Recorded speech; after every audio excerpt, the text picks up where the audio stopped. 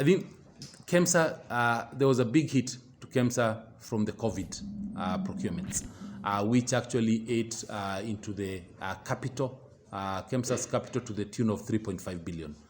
So really, that's why we were talking about the need to recapitalize KEMSA, at the very least, to the tune of the money that had been taken away from the COVID. And that's why we went to the government with the request for funding of 5 billion. And so far, we have been given 2 billion under supplementary, and which we expect to be coming to KEMSA. Currently, at KEMSA, we owe suppliers and everybody in total about 3.2 billion, thereabouts, about 3 billion. But we also, on the other side, owed about almost 6 billion, meaning that if we were to be paid all the money we are owed, we will pay all our suppliers, and we are left with money for us. But the issue is that even as we counties pay us, because there's a question about the counties which respond to it at the same time. Even as counties pay us, because counties have now been paying, as they get the payments, they are paying.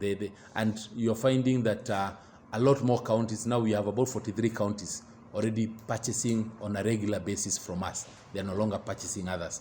Before, when we came in, we had about less than 30.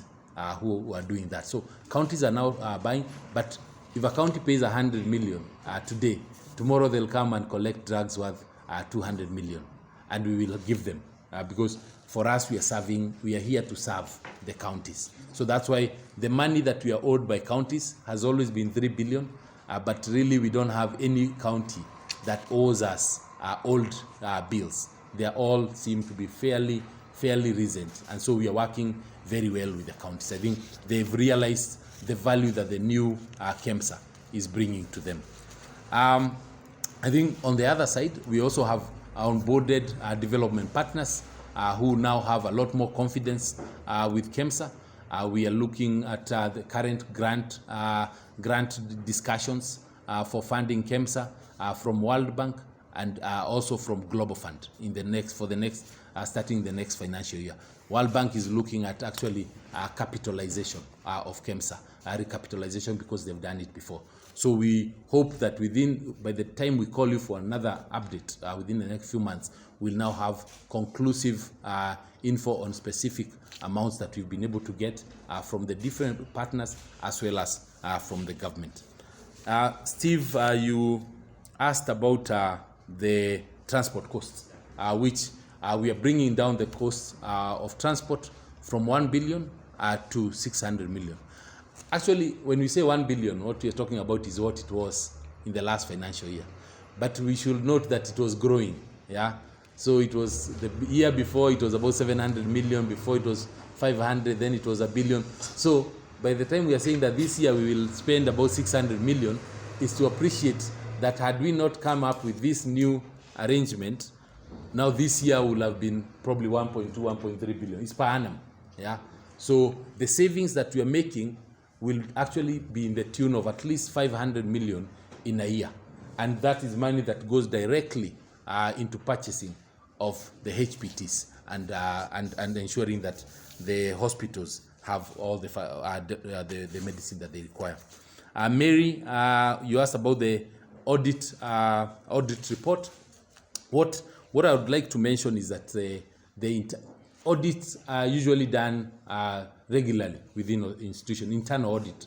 That's why we have an internal audit department within each organization, and also the internal audit reports to the board. It does not report to management. So when we did this, the tenders, there were tenders worth about 5.4 billion. And so it was tenders across all the products from KEMSA. When the tender process was concluded and we were told that it has been done well, nothing has been taken to PPRA and all that, the board wanted further assurance, that yes, we've been told, but we want to actually know more. What has gone right, what has gone wrong, and all the things that have gone wrong, can they be reversed? And that's why when we finished the tender, we commissioned it beginning of the year.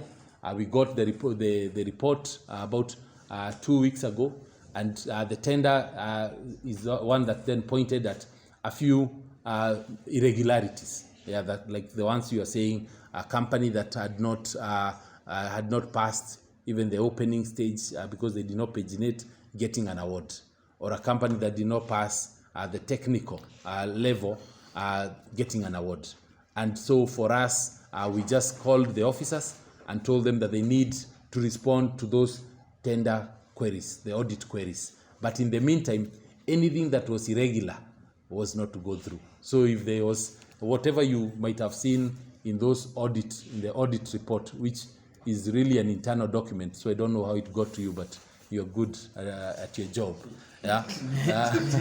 Then that has not proceeded. So if you see something that has been questioned in that report, or a company that looked like they were being given an award at a price higher than budget, all those things have been terminated, and within the next week or two, you'll start seeing new tenders for all those what we call non-responsive. Anything that was terminated or did not come out properly comes back as a new tender within the organization. So we expect that within the next few weeks, those things to be re-advertised. Some of them are very critical to the organization, so the process might end up being much faster. Then finally, Tabitha, you asked about the reshuffle, when the reshuffles happened. The reshuffles happened as soon as we realized that the tender process has been concluded, to ensure that we do not have we do not disrupt the evaluations of the tender. So end of December, that's actually when the reshuffles happened, and we only reshuffled about 23 out of 40. We expect that the management will do the other reshuffles for the balance, because what you're saying is an officer should not be at one station for too long. Yeah, they should be frequently reshuffled. KEMSA, as you know, is a procurement chain organization, supply chain organization. So we have enough procurement staff in all the other departments. So when we reshuffle, we just remove them from procurement, take them to operation, take them to other places, and get new people into these spaces within the organization. And our counties paying, yes, counties are paying. There are some special cases which we are dealing with, but I would say 90% of them are doing well. Would you say some of these counties, Nairobi, yeah. So the problem counties are Nairobi, Homa Bay, Kakamega, and Taita Taveta. Yeah, the others are paying. Kakamega and Taita Taveta. What sort of problem are you talking about? Yeah.